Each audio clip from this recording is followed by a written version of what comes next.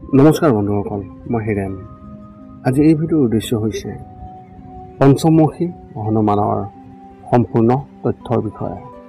লগতে আপুনি আপোনাৰ ঘৰত সেই পঞ্চমুখী হনুমানৰ যি ফটো, সেই ফটো আপুনি ঘৰত ৰাখি আপুনি কেনেদৰে ইয়াৰ শুভ ফল লাভ কৰিব পাৰে তাৰে সম্পূৰ্ণ তথ্য আপোনালোকক এই ভিডিঅ'টোৰ জৰিয়তে আগবঢ়োৱা হৈছে।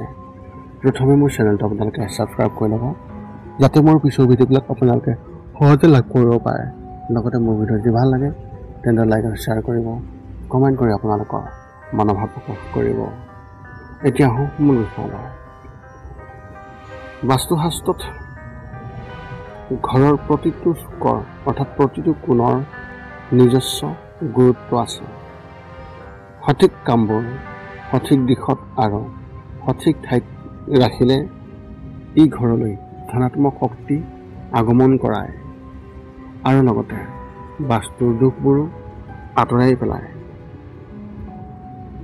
এতিয়া আপোনালোকে জানি লওক যে পঞ্চমুখী হনুমান প্ৰভুৰ সেই ছবিখনৰ বাস্তুত কেনেধৰণৰ গুৰুত্ব আছে। বাস্তুত এই ছবিখনৰ অতি গুৰুত্বপূৰ্ণ বুলি গণ্য কৰা হয়। যদি আপুনি আপোনাৰ ঘৰত পাঁচমুখীয়া হনুমানৰ ছবি ৰাখিছে তেন্তে ইয়াৰ আশীৰ্বাদ আপোনালোকৰ ঘৰলৈ সদায় থাকিব। অৱশ্যে সঠিক দিশত প্ৰয়োগ কৰাটো অতি প্ৰয়োজনীয়। এনে পৰিস্থিতিত ঘৰত ক'ত কেনেকৈ স্থাপন কৰিব লাগে আপোনালোকে এই ভিডিঅ'টোৰ জৰিয়তে জানি লওক। প্ৰথমে আপোনালোকে এই হনুমান প্ৰভুৰ এই পঞ্চমুখী হনুমানৰ যি ফটো আৰু সেই পঞ্চমুখী হনুমানৰ যি গুৰুত্ব তাৰ বিষয়ে আপোনালোকে জানি লওক।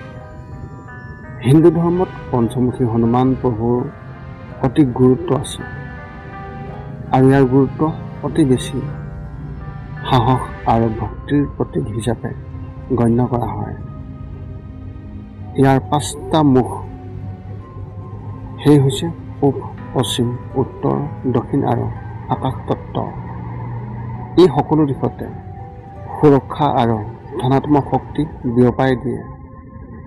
পঞ্চমুখী হনুমান প্ৰভুৰ বিশেষভাৱে পূজা কৰিলে অশুভ শক্তি নাশ হয় আৰু ঘৰত সুখ আৰু শান্তি বজাই ৰাখে। এই বুলিয়েই এই পঞ্চমুখী হনুমানক বিশেষভাৱে বিশ্বাস কৰা হয়।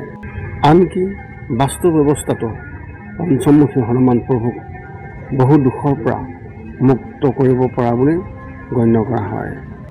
এতিয়া আপোনালোকে জানি লওক এই পঞ্চমুখী হনুমানৰ যি ফটো, ইয়াক আপোনালোকে ৰাখিবলৈ ইয়াৰ সঠিক দিশ কোনটো। পঞ্চমুখী হনুমান প্ৰভুৰ এই যি ছবিখনৰ সঠিক দিশত স্থাপন কৰাটো অতি প্ৰয়োজনীয়। যদি আপুনি এই পঞ্চমুখী হনুমান প্ৰভুক পূজা কৰে তেন্তে ঘৰৰ ভিতৰত পূজাস্থলীত তেওঁৰ এই ছবিখন উত্তৰ পূব কোণত অৰ্থাৎ ঈশান দিশত স্থাপন কৰাটো অতি শুভ বুলি গণ্য কৰা হয়। এই দিশত এই ছবিখন স্থাপন কৰিলে বাস্তুৰ দোষ দূৰ হয় আৰু ঘৰত সুখ আৰু সমৃদ্ধিৰ সৃষ্টি হয়। লগতে পূজাস্থলীৰ বাহিৰেও যদি আপুনি বাস্তুৰ দোষ আঁতৰাবলৈ ঘৰত পঞ্চমুখী হনুমান প্ৰভুৰ ছবিখন ৰাখিব বিচাৰে তেন্তে ইয়াৰ বাবে দক্ষিণ দিশটোৱেই অতি উত্তম বুলি বিবেচিত কৰা হয়। হনুমান প্ৰভুৰ এই পঞ্চমুখী ছবিখনৰ বাহিৰে হনুমান প্ৰভুৱে এই ছবিখনত বহি আছে তাৰ বিশেষ যত্ন লোৱাটো অত্যন্ত প্ৰয়োজন। বিশ্বাস কৰা হয় যে নেতিবাচক শক্তি দক্ষিণ দিশৰ পৰা আহে। এনে পৰিস্থিতিত যদি আপুনি পঞ্চমুখী হনুমান প্ৰভুৰ ছবিখন এই দিশত ৰাখে তেন্তে আপুনি সকলো ধৰণৰ নেতিবাচকতাৰ পৰা মুক্তি পাব। যিসকল লোকৰ ঘৰত মূল দুৱাৰৰ সঠিক দিশত নাই, মূল দুৱাৰখন সঠিক দিশত নাই, তেওঁলোকে মূল দুৱাৰত পঞ্চমুখী হনুমান প্ৰভুৰ এই ছবিখন লগাই দিব পাৰে। ইয়াৰ দ্বাৰা ঘৰৰ বাস্তুত উন্নত কৰাত সহায় কৰে। কিন্তু আপোনালোকে জানি লওক যে এই পঞ্চমুখী হনুমানৰ যি ছবি, এই ছবিখন আপোনালোকে নাভাবিব যে সেই দুৱাৰখনৰ ওপৰত আঁৰি দিব লাগে, এইটো নহয়। যিখন দুৱাৰেদি সোমাই, যিখন দুৱাৰ আপোনাৰ ঘৰত অশুভ স্থানত আছে, যদিহে সি দক্ষিণ দিশৰ ফালৰ পৰা হয়, তেন্তে সেই দুৱাৰখনৰ পৰা সোমাই আহোঁতে যিখন ৱাল দেখা যায়, সেই ৱালখনত এই হনুমান প্ৰভুৰ এই ছবিখন আঁৰি দিয়াটো অতি শুভ। কাৰণ যি অশুভ দিশত হনুমান প্ৰভুৱে দৃষ্টি দি থাকিব, সেই দৃষ্টিৰ প্ৰভাৱত সেই দুৱাৰেদি নকাৰাত্মক শক্তিৰ প্ৰভাৱ প্ৰৱেশ নকৰে। এতিয়া আপোনালোকে জানি লওক যে এই পঞ্চমুখী হনুমান প্ৰভুৰ এই ছবিখন আপোনালোকে ক'ত স্থাপন কৰিব। পৰিষ্কাৰ ঠাই আপুনি বাছি লওক। পঞ্চমুখী হনুমান প্ৰভুৰ এই ছবিখন য'ত ৰাখিব লাগে, য'ত ৰাখিব লগা সেই ঠাইখন পৰিষ্কাৰ কৰি তাত গংগাৰ পানী ছটিয়াই দিয়ক। ইয়াৰ পূজাৰ পদ্ধতি এনেধৰণৰ: এই ছবিখন স্থাপন কৰাৰ আগতে হনুমান প্ৰভুক বিশেষভাৱে পূজা কৰি দিব লাগে। তাত ধূপ, দীপ, ফুল আৰু প্ৰসাদৰ ব্যৱহাৰ কৰক। হনুমান প্ৰভুৰ মন্ত্ৰটো জপ কৰিব লাগে।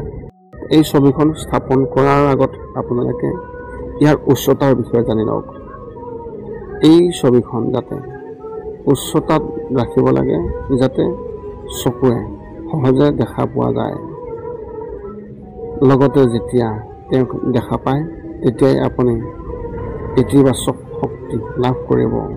আৰু ইয়াক কোনটো দিশত এই ছবিখন ৰাখিব লাগে তাৰ বিষয়ে জানি লওক। মঙলবাৰ আৰু শনিবাৰক হনুমান প্ৰভুৰ বিশেষ দিন বুলি গণ্য কৰা হয়। এই দুদিনৰ যিকোনো এটা দিনত এই ফটোখন আপোনালোকে স্থাপন কৰিব পাৰে। এতিয়া আপোনালোকে ইয়াৰ নিয়মীয়া উপাসনাৰ বিষয়ে জানি লওক। এই ছবিখন স্থাপন কৰা হোৱাৰ পিছত দৈনিক পঞ্চমুখী হনুমান প্ৰভুৰ ফটোখন দৰ্শন কৰিব লাগে। হনুমান চালিচা পাঠ কৰাৰ লগতে হনুমান প্ৰভুৰ যি জপ মন্ত্ৰ, সেই জপ মন্ত্ৰ জপ কৰিব লাগে। প্ৰতিদিনে পূজা কৰিব নোৱাৰিলেও মঙলবাৰ আৰু শনিবাৰে বিশেষভাৱে পূজা কৰিব লাগে। এই পঞ্চমুখী হনুমান প্ৰভুৰ ছবিখন সঠিক দিশত আৰু সঠিক পথত স্থাপন কৰিব পাৰিলে আপোনালোকৰ পৰিয়াললৈ সুখ কঢ়িয়াই আনিব। ই কেৱল বাস্তুদোষ আঁতৰোৱাই নহয়, সকলো ধৰণৰ ঋণাত্মক শক্তিৰ পৰা ই আপোনাক মুক্ত কৰি ৰাখিব। এই আছিল আজি এই ভিডিঅ'টোত এই পঞ্চমুখী হনুমান প্ৰভুৰ মাহাত্ম্যৰ বিষয়ে আৰু ইয়াক স্থাপন কৰাৰ বিষয়ে সম্পূৰ্ণ তথ্য আপোনালোকক আগবঢ়োৱা হ'ল। পুনৰ লগ পাম অন্য এটা ভিডিঅ'ত। আজিলৈ ধন্যবাদ।